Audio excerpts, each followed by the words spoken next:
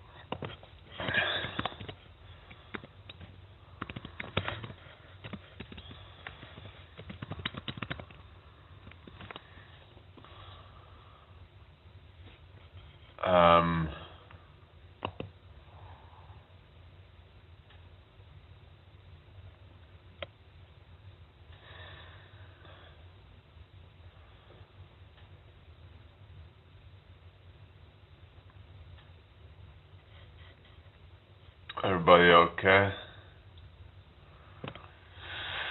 Hope you're all well.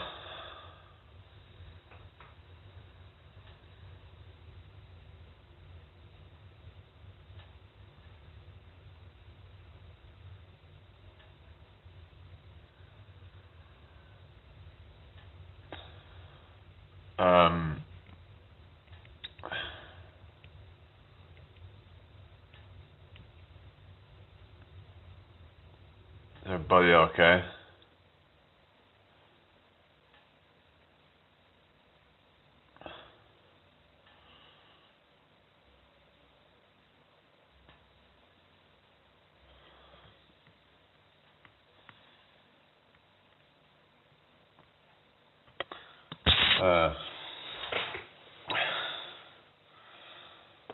So if you're watching people, hit that like button.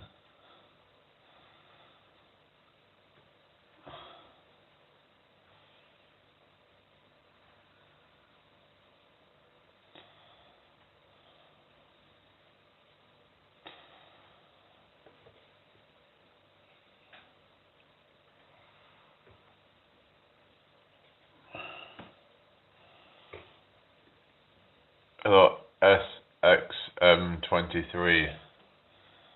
How are you doing?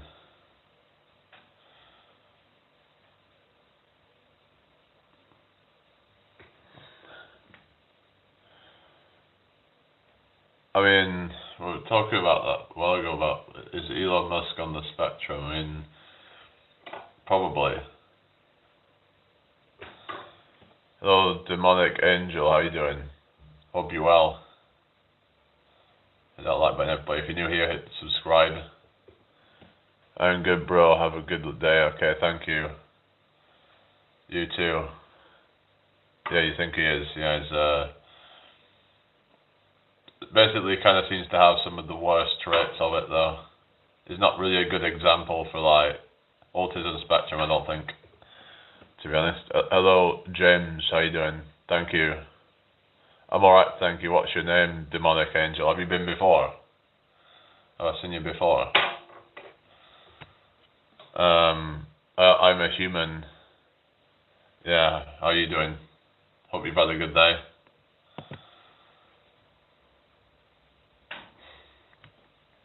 Oh, come in here, everybody.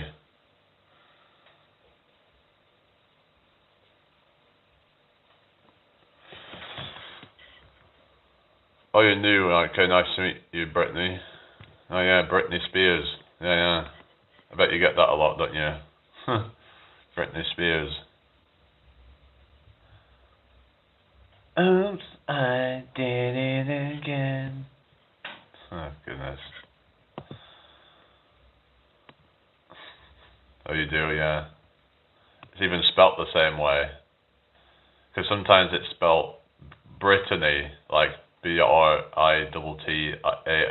something like that. I live in York, but I'm originally from Blackburn, Lancashire.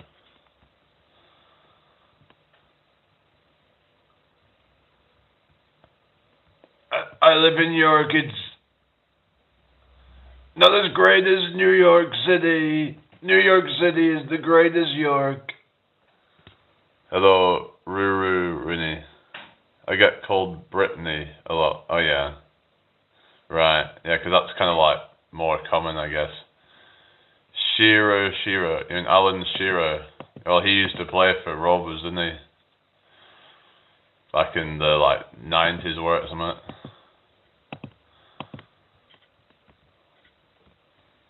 Hi, Jesus Christ himself. Oh, okay.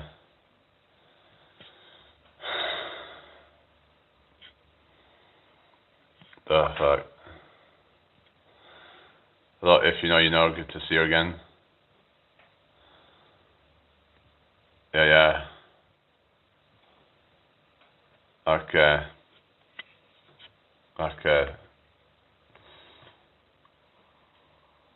Nah. What you on about? I'm not using this as a way to meet women, no. The fuck?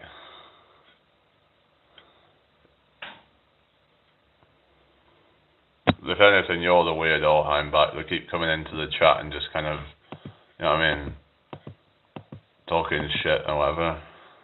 What do I do for fun, David? Your mama.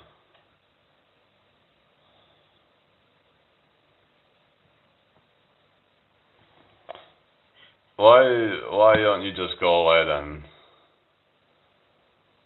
I thought we were just having a conversation, whatever. Just get out of here then, whatever. Just, you know what I mean? Fucking hell. We're gonna need some more. Well, there's nothing wrong with meeting women. It's just these people are just kind of. But I'm not using this app to meet women. I mean, it's not really the best idea, I don't think, is it? I just come on here to. I'm trying to like put myself out there and just try and, you know, get established on my channel and try and see where it goes. But I'm not using this for the purpose of meeting women. So I don't know why they would think I would do that, really. But samurai. Yeah, it's good to connect with people. I mean, I've connected with some people with some other channels I've started going to, and it's been good to meet people like that, you know. Hello, Tim McCarthy. How you doing? Hope you're well tonight. That's the thing, is that we can connect all over the world. What's the channel about? We talk about different things, and yeah, we have different conversations and things. We were talking about a mixture of different philosophical things earlier, and it can go in a whole bunch of different directions. So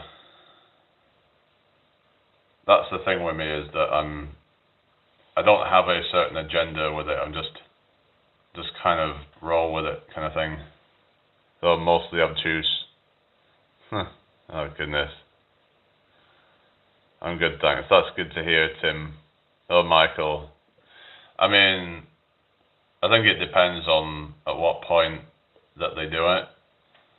But it's kind of like, well, where do you draw the line with that stuff? Is contraception the same thing then? Because what they'll say is that because up to a few weeks it's just a bundle of cells, basically. But so if you're saying that that is murder, then, well, would that mean that like any kind of contraception would be as well? And some go as far to say that as the case. Basically, it's just where do you draw the line with this kind of stuff? Because then you would tell people to abstain from having sex.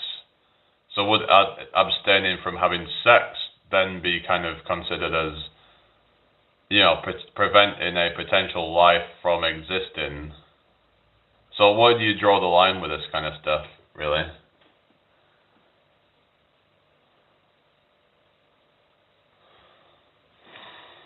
Okay.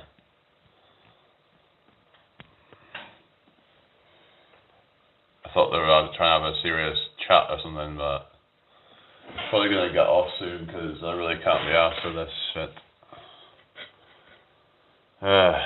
Right, I'm gonna get rid of the Graham person. It's just ruining the chat, this shit, you know. If anything, it would just put people off. A lot's going on with Stargazer. They've been kind of like, I don't know, I thought we've kind of sorted things out or something, but not since Stargazer here all day, and I'm trying my best here. I'm trying to sort things out with the chat and stuff, and yeah. I kind of took on board what they were saying, but yeah. But they got offended at because they took something to heart that I said, but I wasn't meaning to do that, so if you're going to take that to heart, then, well, that's just too bad, isn't it? Like, I don't know how everyone's going to respond to what I say, you know, it's like when you tell a joke, you know, you don't know how people would respond to it. Some people get offended, some people don't. And you could say, well, it's like they say, offence is taken, not given. So I kind of agree with that. I guess it depends on the intention, but I mean, did someone intend to cause any offence? But that can never really be proven. So it's like all you're doing is just, so it's just your subjective feelings of that. And but they did say that it was probably partly just down to like dealing with all these trolls, and it just kind of made me say some things that might have been conceived as a bit negative, but I don't know. Maybe they've just been busy today, I don't know. But I've not seen that person here today, and I don't know if they'll be coming back, but yeah. Oh, Susie's cleaning up the chat, so yeah. Well, that's the thing, isn't it? Sometimes you will just try your best to try and, you know what I mean? It's like you get that thing where people hold grudges for years over just some petty little thing, you know? Like someone could have just said something that they meant it as a joke, but they're still holding it over you for years. It's like, at that point, it's time to move on. What's done is done, you know? That's how I see it anyway.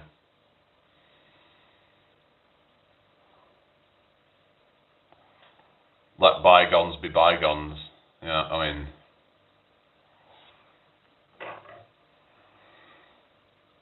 something could hurt in that moment, but then everyone has a chance to redeem themselves anyway, so it's like, you know, give people a chance to, you know what I mean? So if someone has genuinely made a mistake, then just let them have a chance to, you know, to make it up to you or something. But then again, there is certain things I feel like there's no coming back from. Like any kind of unfaithfulness and things like that, I would say that there's no coming back from that. There are certain things I believe that, but I think if it's something petty and just kind of, what you're saying, sorry.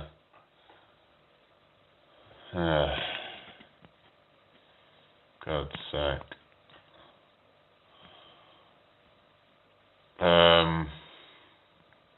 Okay, thank you, Kool-Aid. Hello, Waterfall. I'm the one who knocks. What do you mean? Hello, Larissa. How are you doing? I hope you're well tonight. Thank you for joining me. If anyone's new here, hit that subscribe button.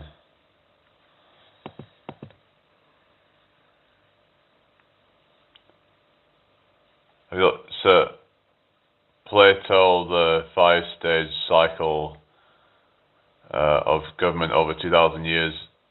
But scary, accurate for today. No, I've not. I'll have to look into that.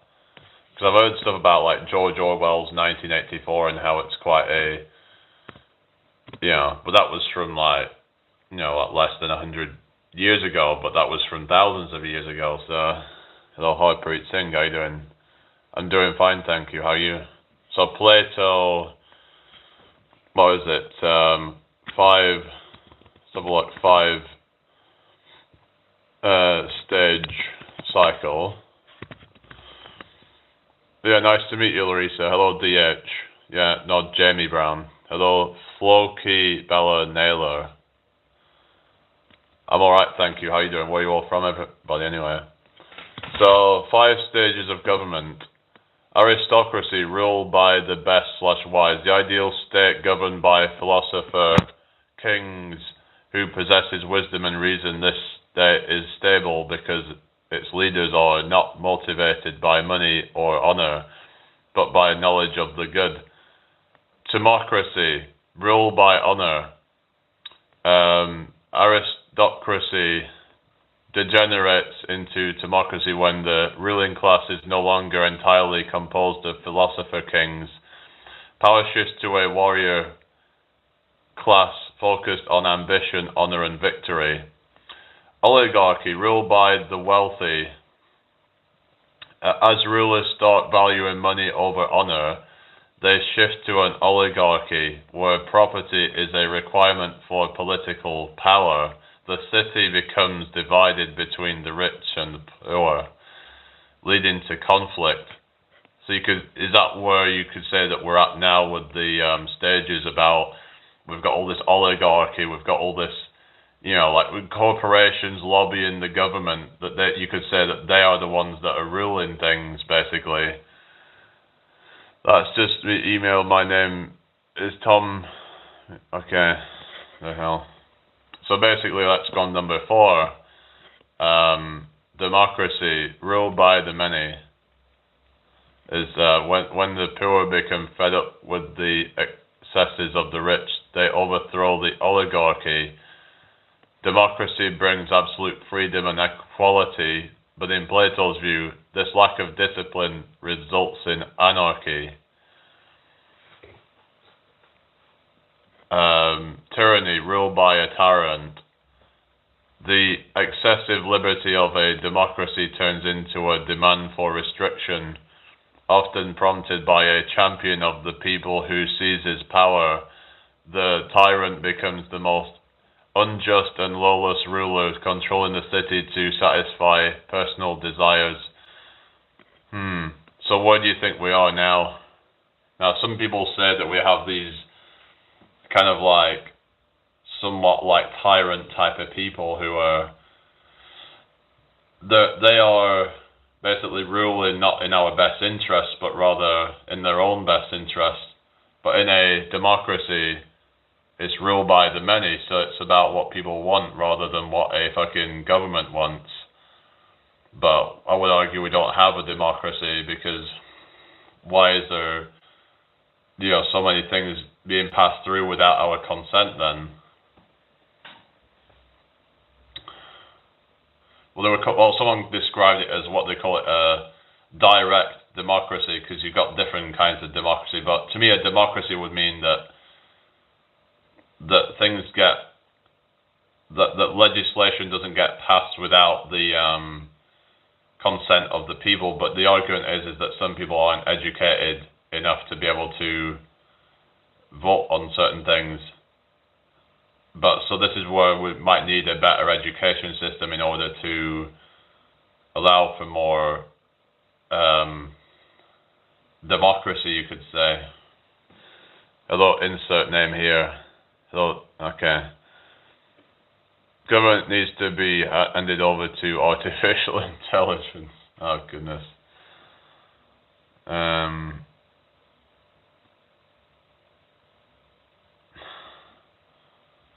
I mean, you could say it's going that way, but it's not the main religion yet, as far as I'm aware. I mean, what's the percentage of Muslims in the UK? Probably about nearly 20%, something like that. I'm not exactly sure, but it's less than half anyway. But give it another few decades, then we'll see, really, won't we? But that's what some people are suspecting anyway. Anyway. So, basically, like, saying about lack of discipline results in anarchy. Well, some might argue that society should be what kind of disciplines itself, like self-governance, basically, in terms of,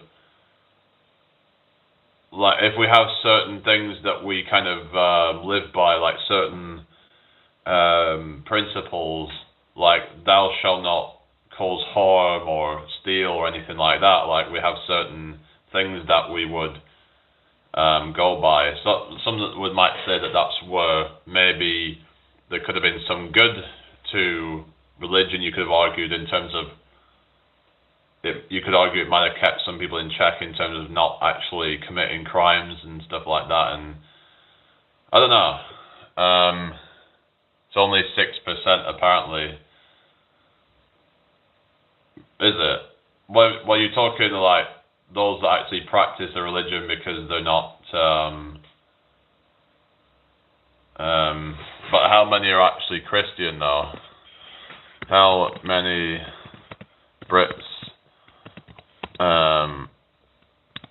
are Christian? Let's have a look. 46.2%. It says. Down from 59.3% in 2011. Well, that's quite a sharp decrease, isn't it, in that amount of time? 2021, it's probably even less than that now, by the looks of it.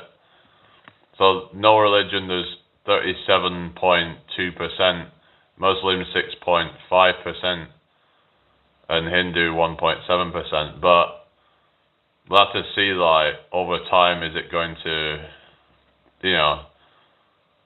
become dominantly Muslim in terms of look at birth rates and stuff like that, and some people are afraid of Sharia law, for example, becoming like our law or something. I mean, I don't know if that's just some fear mongering or whatever, and we'll have to see how things pan out, really. But I don't know. What do you guys think? But that would be like way out in the future anyway, but probably decades away. I don't think that's going to be any time soon, but just under 4 million Muslims, 6% according to Wikipedia. Yeah, I would have thought it would have been more than that, because like how many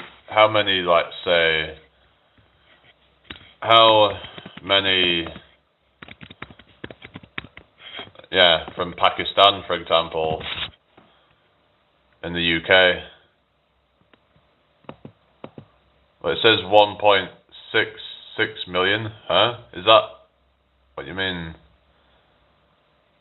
Total population 1.66 million apparently. I thought that they would make. I guess there's probably more from like India or something. So yeah, that's the thing, because a lot of Indians aren't Muslim. Some of them will be like Hindu or something else.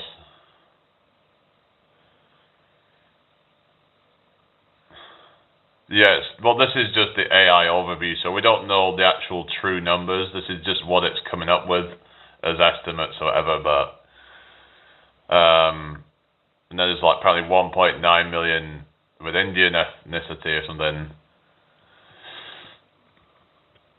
But are these people like that are born there or whatever? Because does that also include people that are born in the UK or something, or does that mean it says anyway? I would have thought it was more than 6 million people. What was it? Was it 6? No, 6%. I would have thought it'd be more than 6% of the population Muslim, but yeah, I'm surprised at that really. But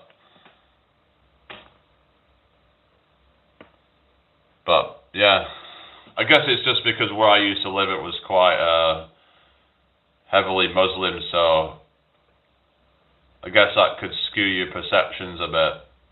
I actually remember, like, I used to think that, like, because of where I used to live, I used to think that half the population of the country was Asian.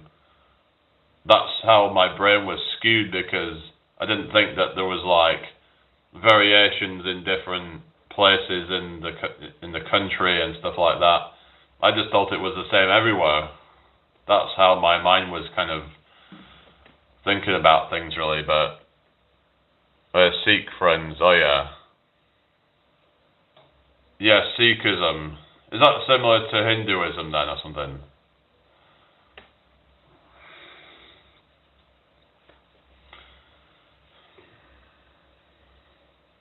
Isn't it? Is it Sikhs who they don't like cut their hair or something, and they have it like in a thing, like they just let their hair grow forever, basically.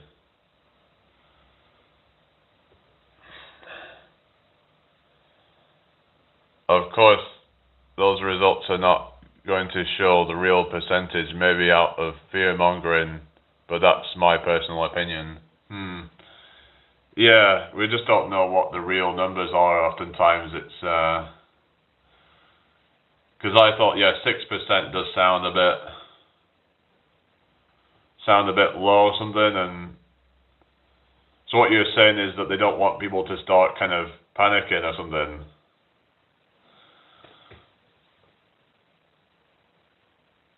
Oh, Mohammed.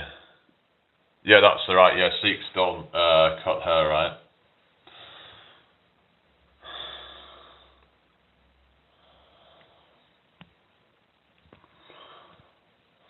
Look, expat, right? You prefer England of the 60s, right? So do you think it's a good thing that they don't show the real percentages? Is that what you're saying? That hello, Juice Fault. Oh God.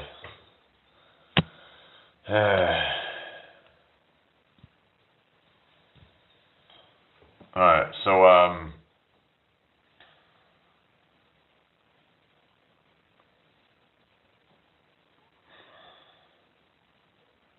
what we're saying.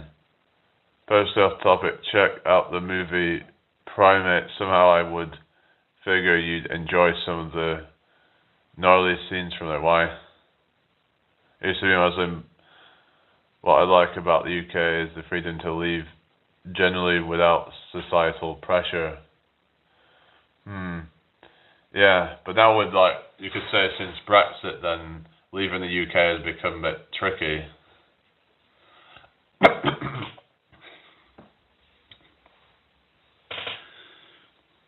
It used to be a lot easier to leave the UK when we were in the EU, so that's kind of messed things up, hasn't it? But then some people say that, you know, Brexit was, you know, never meant to work or something, or whatever. I don't know. I just don't really pay much attention to that kind of stuff. I didn't vote for any of this stuff. I don't vote in politics because I think it's all a joke to me. But like I said, I like to talk more on the bigger picture of things rather than in the little details of politics.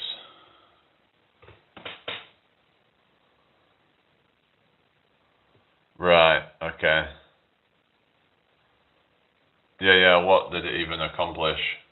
Because it's like we were saying the other day about this whole kind of migration thing, and it's like, haven't we had even more of that since Brexit? You know, we've had even more of the illegals coming in since all that. It seems, you know, more channel crossings, more.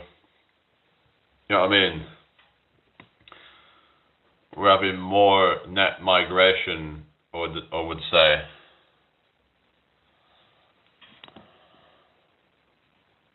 That's true, yeah. So the thing is, we're talking about democracy and whether democracy has failed or whatever, but it's just, the thing is that I think the problem is when people are being misinformed about the benefits of Brexit. Let's say, for example, that they're told that, oh, if we have Brexit, then this will happen. Oh, we should leave the EU because of this or whatever. It's like, well, but what the fuck did it actually accomplish? To me, it was all just a distraction and just kind of give the, you know, like the public, whatever, the Patriots, like something to kind of, something to kind of dangle the carrot, it seems, just for them to end up kind of not achieving anything. Yeah, that's the thing. They voted for something that they thought they were supposed to be getting more border security and more border controls, but yet we have the complete opposite. So what a joke. It happens a lot with politics, where the thing you vote for ends up doing the complete opposite to what you intended it to do. Okay, hello Paname. Hello Albanak Mark. How you doing? Hope you're all well tonight. If you're new here, hit that subscribe button.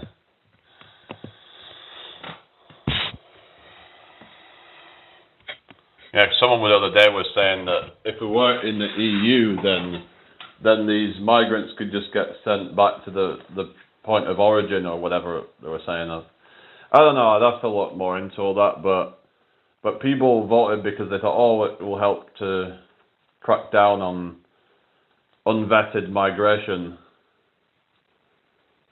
So, it's all a joke. Doesn't matter whether it's Labour or Tories or whatever, they're all the same. Some people think reform's going to be any better, but I don't think that. The thing is, if they're ever going to be any better, then I don't think that. I think they would easily get corrupted. Just look what happened with. Now I know some people might not like Jeremy Corbyn or something, but it's just that with Jeremy Corbyn is that. He was like basically, he was demonized by people saying that he's this kind of, anti-Semite or whatever, and that. Is that something that we can really believe, or is that really true? Hello, XVWZQ. My point is that if anyone really is going to genuinely trying to shake things up, then they would just get ostracized. They would get shamed as being some kind of like traitor or something like that. Like they would never be able to get in power if they truly were going to be some kind of revolutionary or something like that. If he was actually genuine and all that, or even a slight bit genuine, I don't think they would let him in power. And even if he did, that he would get compromised. And it's just like any of these governments would just easily get compromised. That's why I don't have any faith in it whatsoever. The system runs deep. The control runs deep. There is people that are pulling the strings above the government. So they don't make the rules, really. It's like Boris Johnson this is the thing, right? He was just kind of, like people want to kind of blame him for whatever, but the thing is, he was getting a lot of shit from whatever all these advisors who were going on at the time and trying to. So it was just, I don't know, they'll get compromised easily. They'll just get,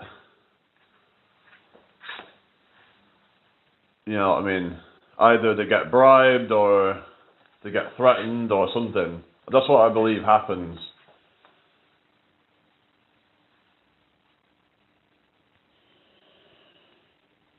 It was his hair. Yeah, well, people just saw him as like a buffoon. But I don't know. I don't think he was ever really genuine. But he supposedly didn't want to do lockdown at the start, right? He supposedly wanted to do herd immunity. But then suddenly he changed up he suddenly changed his tune or something. Now they might say it's because they had these advisors that were like, there were these advisors that were like, the Imperial College or whatever, but it's like, who are these people funded by, and what kind of agenda did they have? Why is it that most of the countries, apart from the odd few, went into lockdown? This is why it all seems a bit kind of. So I was in the live the other day, like, this is why I believe that there was some kind of, something behind this whole lockdown thing, that only a few countries didn't go along with it. Sweden didn't go along with it, but even all the other parts of Scandinavia went along with it to some degree, to varying levels, but most of the American states went along with it, apart from the odd ones. You had Florida, you had a couple of other states as well that didn't really go along with it. But there just seemed to be this kind of almost unanimous thing that just, like, lockstep, they call it. Like, there was this whole thing that they were all saying the same thing, build back better, and all this kind of crap. They were all saying it's like they were all singing from the same hymn sheet, kind of like the Mockingbird media, where they're all just saying the exact same script. It all just seems, I don't know. That's praise practice of 2029, my bro. What's happening in 2029? Well, some people were saying that there was this thing called Event 201, where they were like, this conference or something, which was, where they were talking about, I think it was some kind of virus or something, and it was, this was like a couple of months before it was discovered in Wuhan or whatever, but apparently they have some like annual thing called Event 201 or something, and it was like but apparently it seemed like there were a lot of like things that happened after that or something. Event 201. I'll just have to just kind of do a bit of a recap on that, on the Event 201, but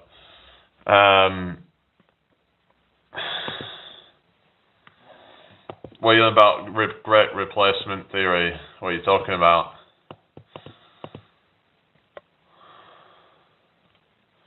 What is Anthony doing back? The hell? He's come back with another account or something. October 2019, so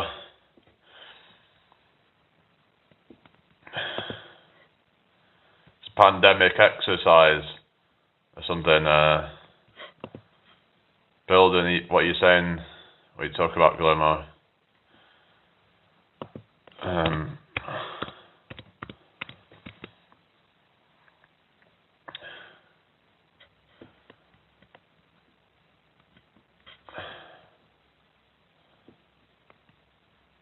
Hope you're all well. So, about a fictional coronavirus pandemic to highlight pandemic preparedness and response challenges. So,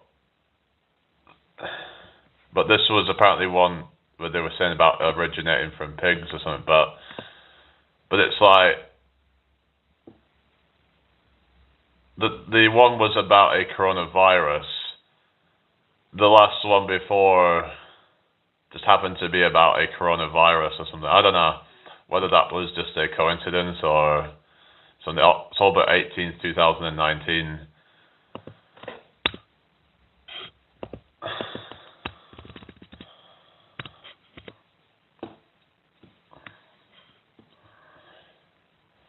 No. Okay, so but then in 2018 there was a thing called Clade X, May 2018, which was about a deadly flu-like virus or something.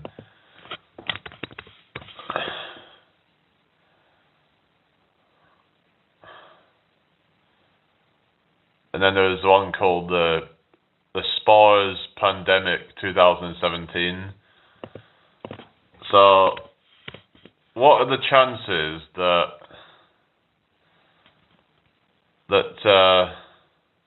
all these exercises happen, and then the very last one before 2020 was a coronavirus, about a coronavirus. Interesting. Anyway.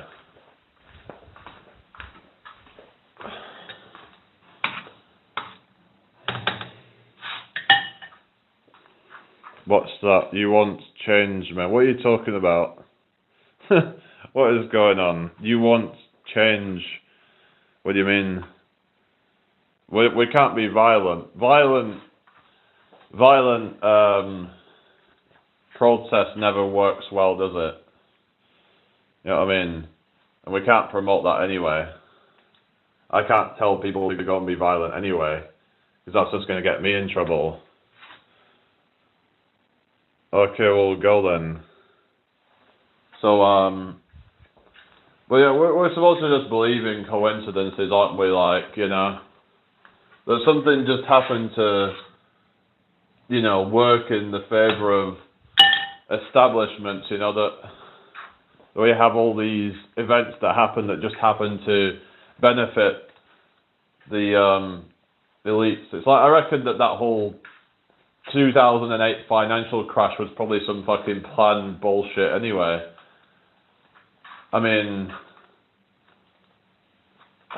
it's like a lot of things, it's like wars, a lot of it's just kind of conveniently just kind of all these rich fucks are making tons of money off it, you know? They're making money off of bloodshed, and this is a cashing in period before the big crash. In about right now, like, so the big crash is 2029, you're saying? Is this before the whole Agenda 2030? Is that what you're talking about? You'll own nothing and be happy and all that bullshit. So maybe it's about time we need to learn to kind of be a bit more self-sufficient, or try to rely less on the system, because if shit hits the fan, then you're fucked, and you're just going to be locked into the system without any way of getting out of it. Hi Tracy, how you doing?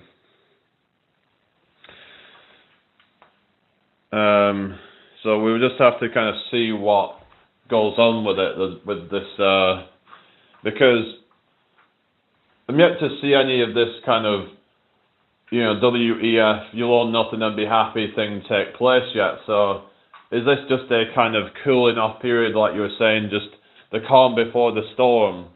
Have everybody kind of think that, oh, nothing seems to be going on, just to then kind of, I don't know if I mentioned this the other day about this idea of retreating before then coming back with a vengeance. Like, where they warn you, but then they just retreat to then make you think it was a false alarm.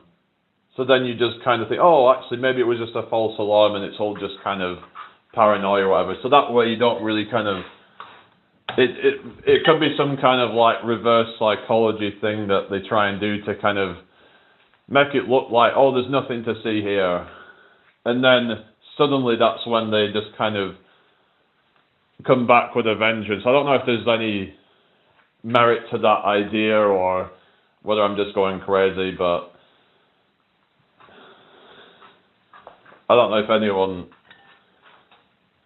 thinks that idea has any sense to it. As in, like, is that what they're trying to do? Just kind of cool off, let everyone just kind of think that nothing's happening. People will be like, oh, if this thing was really going to happen, then why are we not seeing anything? Why are we not seeing really much progression? What happened to all this? You'll own nothing and be happy. And people will be like, by that point they're just going to forget about it and they're going to think it's just not going to happen. And then suddenly things could just start to get implemented. That they're just all kind of in the background, kind of making all these plans secretly, making us all think that nothing's happening. And then suddenly that's when, things just start to happen. It's like you could say that kind of happened a bit with the whole Online Safety Act. So then they already passed that in 2023. 2 years later, they then implement it. So it's like people sometimes have a short memory and they're like, so yeah, that's the thing. It's, we just have to kind of see where things are going to go, because we can't be too kind of, like there's been these, whether you could say it's just something that they've taken advantage of the situation with 2020, or whether it was all planned or whatever, but these are things that have been planned for quite a while. I mean, this whole WAF thing, I think this was going back to like 2019, and they're you could say like almost like a manifesto, if you will, like the whole thing of, what do they call it, stakeholder capitalism and all that, and I think they talked about things such as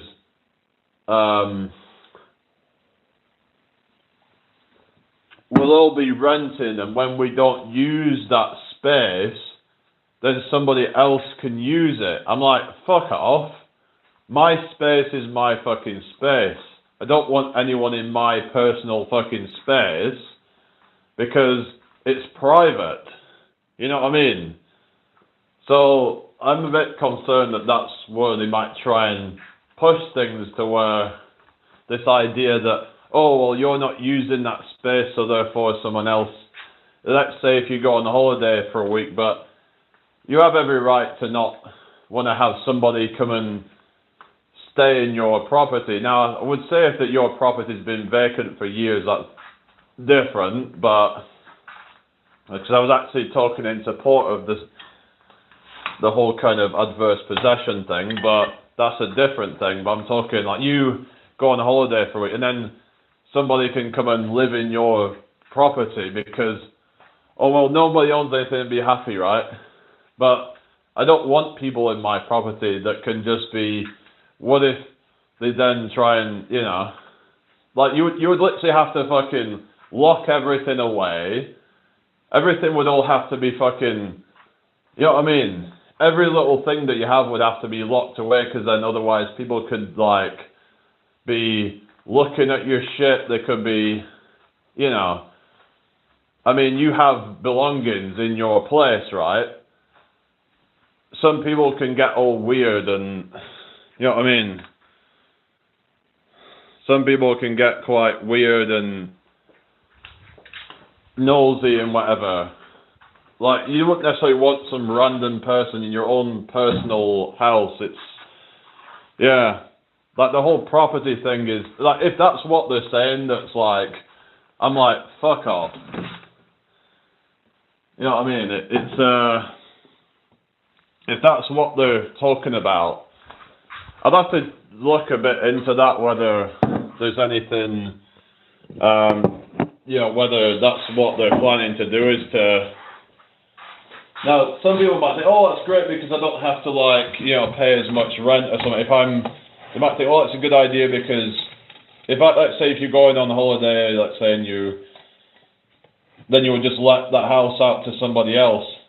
But that should be something that you're allowed to choose to do, rather than something that would be enforced by some kind of law. But they might use some kind of excuse of, like, housing shortage or whatever kind of stuff, saying, well, we need to, kind of do it to, like,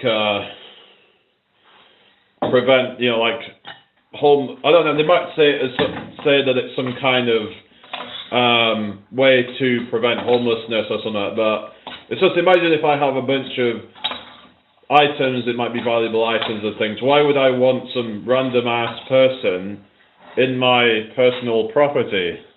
That would just be really weird to me and just kind of not something I would want some random ass person in there. Unless you had friends in there, but then there's no guarantee that you wouldn't know who's going to be living in there when you're not there. Well, I think that something I would always stand by is private property rights, you know. Some people just don't want strangers in their property. That's just their personal space. They just don't like it. They don't like the idea of some strangers being able to just make it their own home, you know. Even if it's just temporary, you know. So I remember like asking my uncle if he thought, you know, he would be willing to do Airbnb on his property in Spain, and he said no, he'd never do that. The only people he'd allow to stay there is his own family. Like he wouldn't like the idea of strangers living there. Really, it's just I don't know, guys. Because does that mean that they would be sleeping in your bed or something, or? I mean, the whole idea of it just. I don't know if they could ever implement such a thing, but maybe they could convince a certain amount of population that they're doing it for environmental reasons or something, because they're trying to cut down on building new houses so that they can share resources more or something like that. I don't know. So that less hotels have to be built, for example, or whatever excuse. So, let's have a look about, you'll own nothing and be happy, like, when you're away, the house is rented to someone else.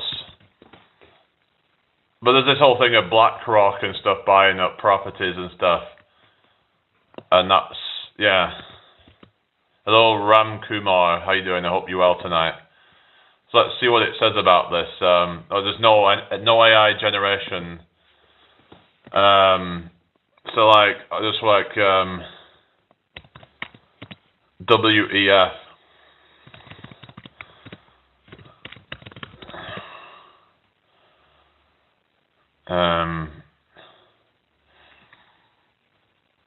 Let others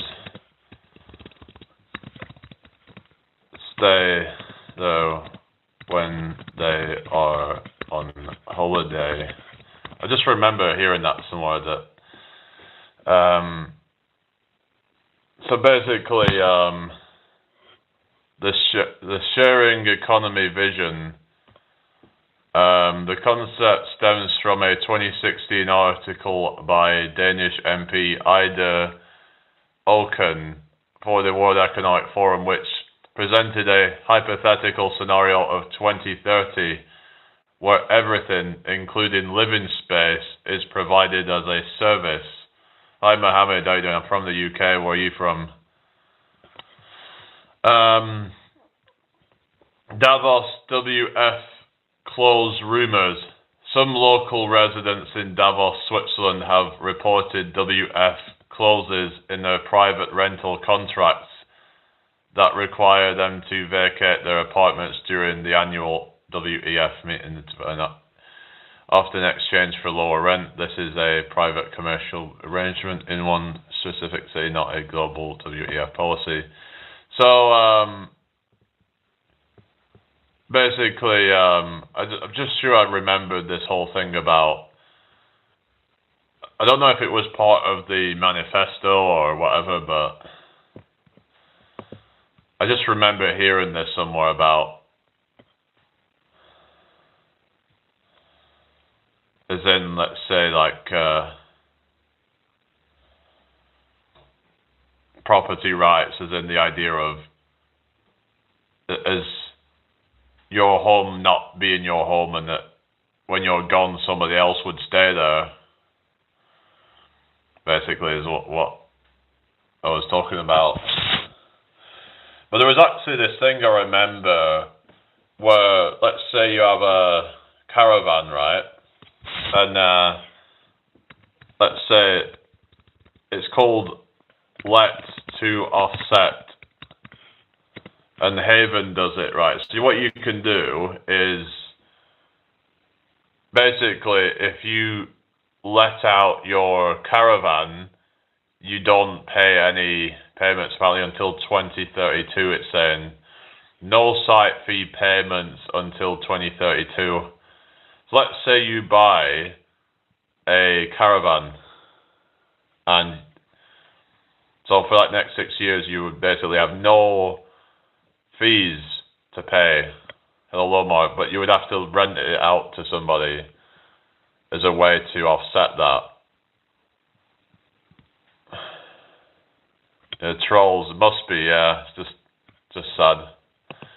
So I think it says it's under maintenance or something. But this could be an idea, just like if you had people that you knew that could rent out a. If you say wanted to rent out a, but you have to get permission to do that. That's the only problem. Let's say Airbnb or something like that. If you had, let's say you had 2 rooms in your, let's say you had a static caravan or something, and then you rented it out for a few weeks during summer, then that might offset some of those costs, potentially. So let's say it costs, I don't know, $4,000 a year in ground rent and service charge. Then you rent it out to some holidayers, and you make, let's say, you might make, say, 2,000-3,000 or so during the summer period. Maybe, who knows how much you can make, but it could potentially offset the costs of rent and service charge.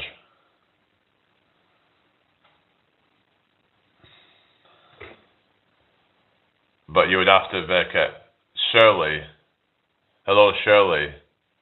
I'm doing fine, thank you. How are you doing? So this was just like an idea, basically, on... But you'd have to find one that's got permission to sublet or something. I just thought I'd throw that out there. I don't know, because if people are interested in looking at more kind of simple living, more cheap living, basically, and that you would just buy yourself a... Okay, AJ, what you mean? My friend rented out her apartment to her sister, thinking it would be a safe option, but it didn't work because her sister thought she could take advantage as they were family. Yeah, I suppose it can be better if they're strangers, really, in some cases. Yeah, some people say that, it's like when people say that family and business don't oftentimes go well together, because there can be internal like conflicts and stuff going on with it. Yeah, so that's the problem, really. But if it's somebody you don't know, then it's going to be a bit more impartial, isn't it? Yeah. So maybe like, yeah, if you, but it's an idea, I don't know, like say if you got like one of these caravans and then you could rent it out. Maybe if you got one on your own land or something. I was thinking, because I was talking the other day to somebody about someone from Australia saying the idea of buying some land and then renting out that land for like people who want to either put a caravan on it or put a tent on it to do like camping on it. So let's say you're renting it out £10 a night to campers, for example, and then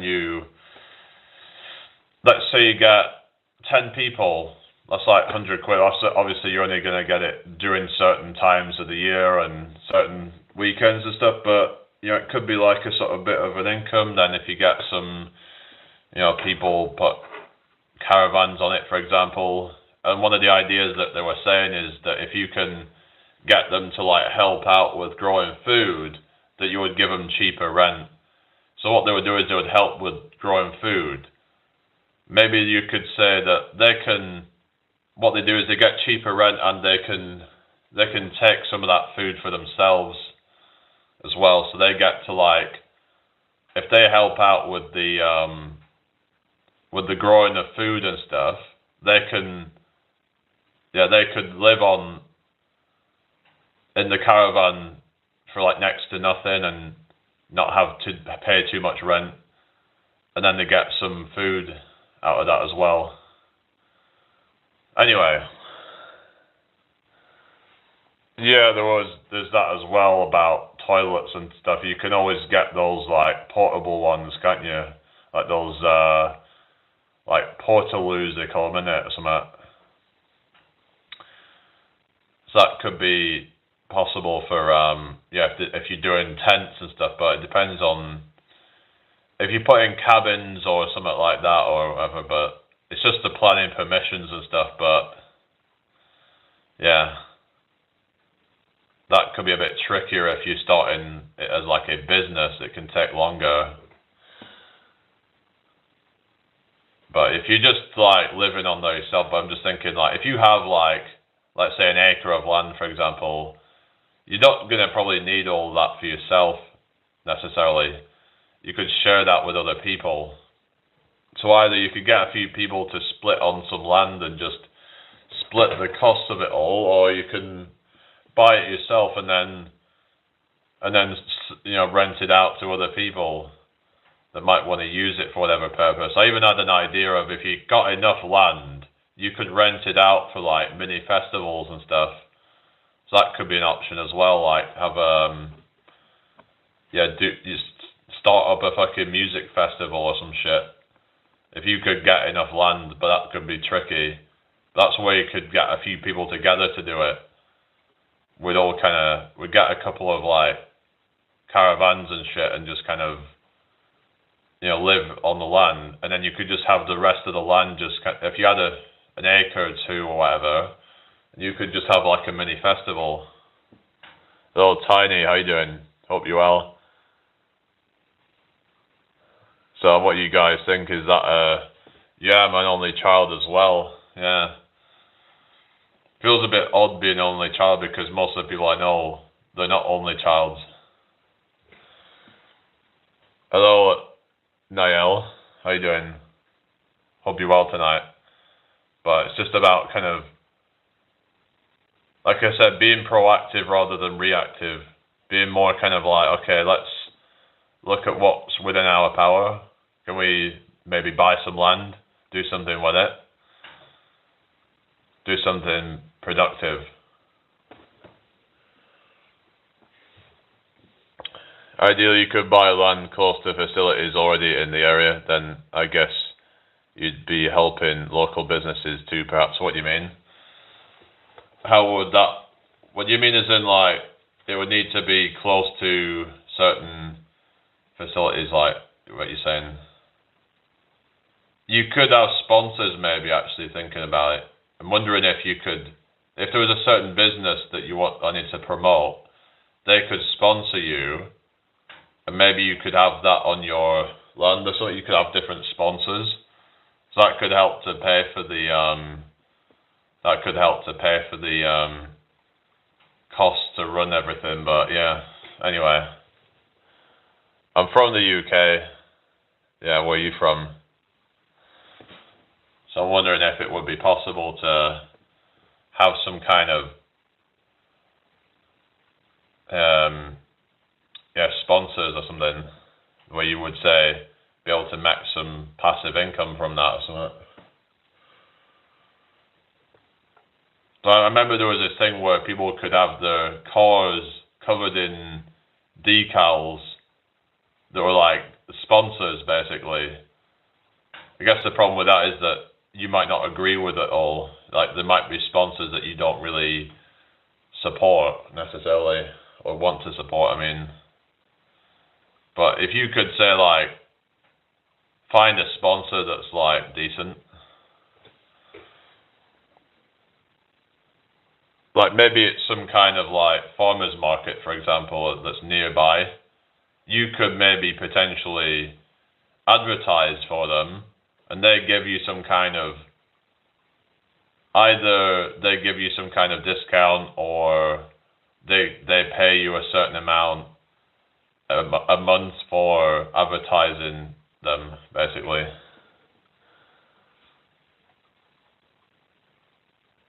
A marshmallow.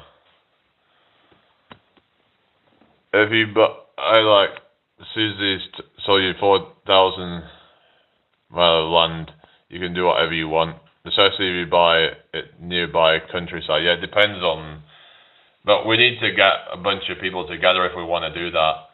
If you've got like a bunch of land that you want to buy, that's like a big, like plot of land or something, then it's just if we can come together as a collective and be like, okay, we have a vision, we have a shared vision of what we want to do. I mean, for example, if you had land close to other amenities like swimming, baths, eating places, etc., campers would use.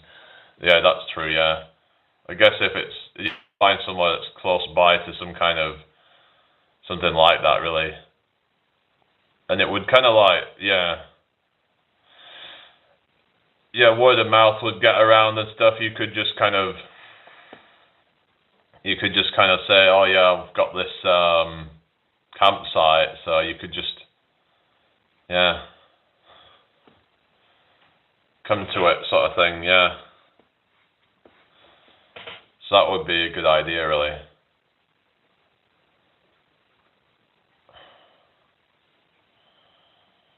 Yeah. Anyway, it's actually a really good idea. Yeah. Yeah, I'm not gonna dox myself, but I do live in York, but I won't say whereabouts though. Anyway, as well as caring for the land they're camping on, etc. Yeah, true. You have to make sure that they're actually not going to fuck everything up. You get these kind of like gypsy type of people that can be quite reckless in some cases.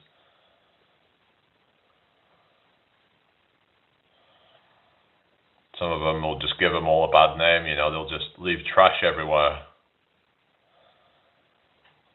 So you have to make sure everything gets all cleaned up and not trash left everywhere.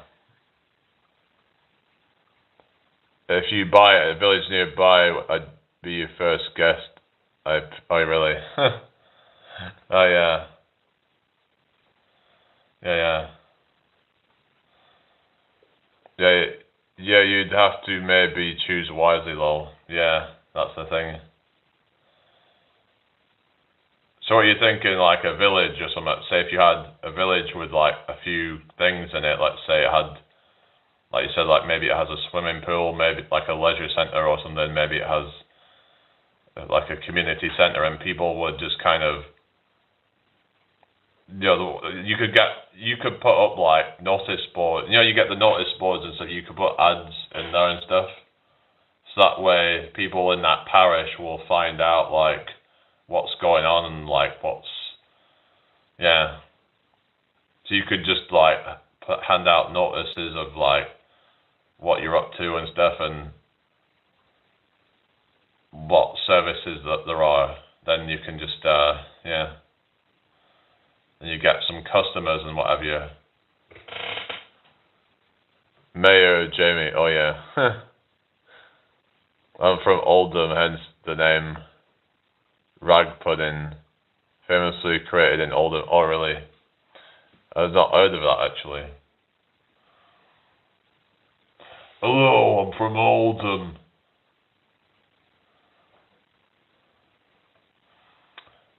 My accent's a bit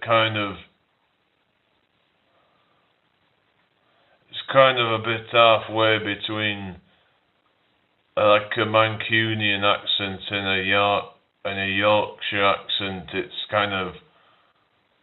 that's what it kind of sounds a little bit like to me. There's a little hint of Yorkshire in there.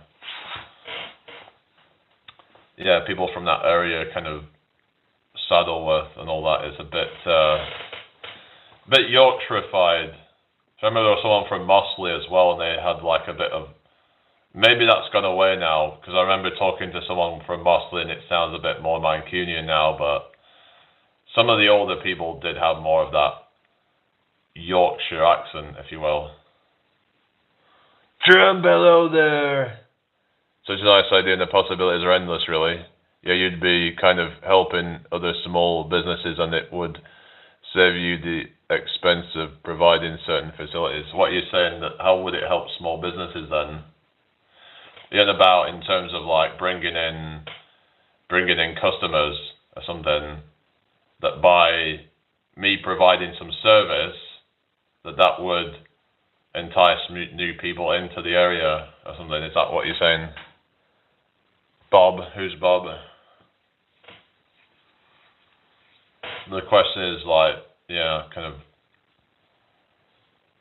I don't know, it's like the whole like implementation of it. It's like, things sound like a good idea. It's kind of like communism, where it's like, yeah, it might sound like a good idea, but then how are you supposed to implement such a thing? And is it really practical, like in practice? Like, would it actually work? Like, people have these like utopian ideas and stuff, but anyway. I just don't even think it would work well in theory because of just the idea of, I do believe it would just lead to stagnation, but who knows? What's that? You talking about Bali? Or bowl? You're saying bowl? Yeah, you'd be bringing in customers as well as providing a place for people to stay. Yeah. Well, that's the thing. That's something that you could do, but it's just if I have surplus land, I'm thinking, well, what am I going to do with that? It's just I'd have to have enough money to get it started, really. But this is where I mean that you could have a few people get together and do it.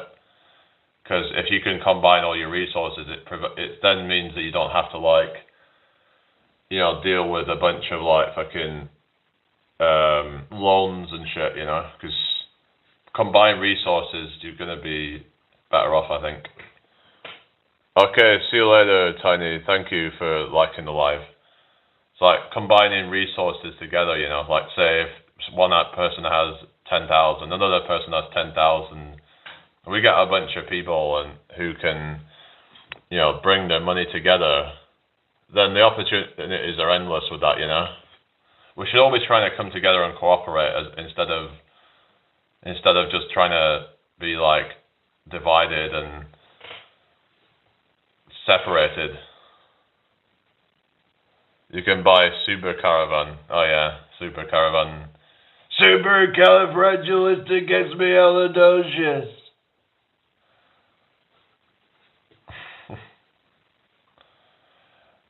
Mary Poppins.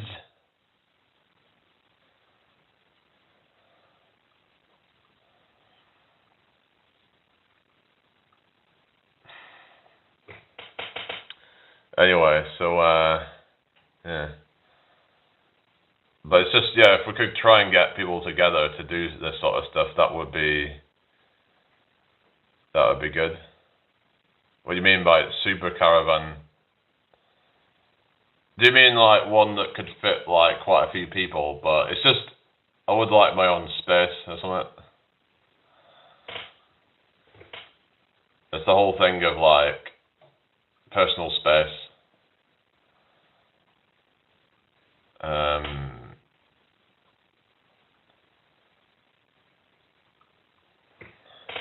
They're 8 meters for 3 meters. They have a bath, 2 bedrooms, a kitchen. Oh, really? How much do they cost? There's actually things like Trailer Park Boys or something. I've only seen some like clips of it. I might have to try and get into it. Has anyone ever seen Trailer Park Boys? Anyway, but you could live on site in a super caravan. That's what I was saying, that you could live on site with a caravan and have the rest of your land rented out to those who want somewhere to stay, whether it's to camp or whether it's other people. Maybe people would stay in a camper van or something like that. So you could try and somehow like attract some of these, like these nomadic type people, maybe something like that. Hello, Patrick. €8,000 in Italy. Well, that's cheap, isn't it? Keep an eye on things, yeah. I mean, there is things I was looking at with static caravans where they're on some sites going for next to nothing, but they could just crumble. But then again, if it crumbles in the next few years, then it's like, does it really matter if it's like next to nothing? No, I'm not really bothered about having some new shiny bullshit, you know? I'm not really materialistic like that. As long as it keeps me warm, you know what I mean? It keeps me sheltered, then I'm not bothered.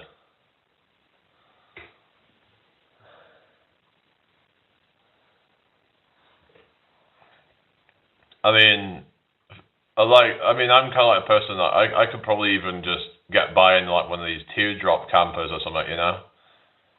As long as the bed is a nice comfy bed in there or something, and just it's not freezing cold inside there, and it's not leaking in with rain, then I think I could manage. Air conditioner. Oh, really? Oh, wow.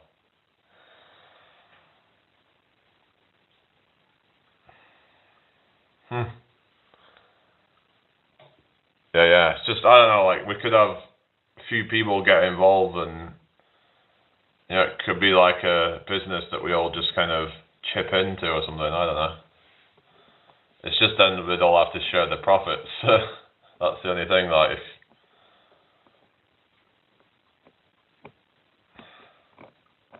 but it's just, it would be a lot of money to get started with if I did it on my own. Land is not cheap, so yeah. Don't know if you've seen some of the nomad channels, and there's a really nice couple who camp in the woods, but they have to. Yeah, you're on about log hoppers. I think I know who you talk about. Log hoppers, is it? I've also watched a channel called Nomad Sam, and he camps in different places and stuff. But yeah, they have to.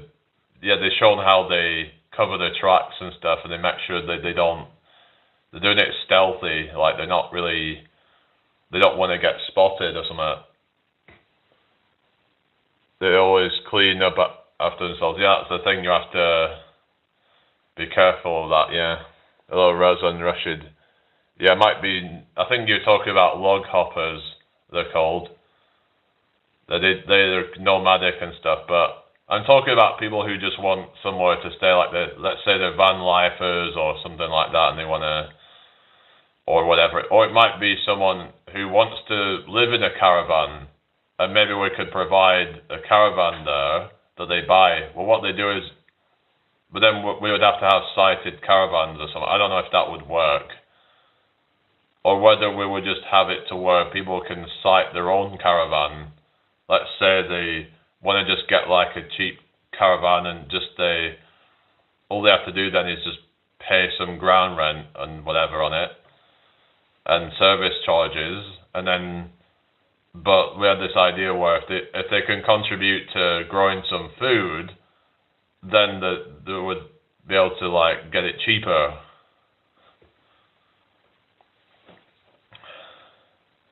And if they contribute to growing food, they get to keep some of it for themselves or something like that, perhaps. Hello, Bergelio. How you doing?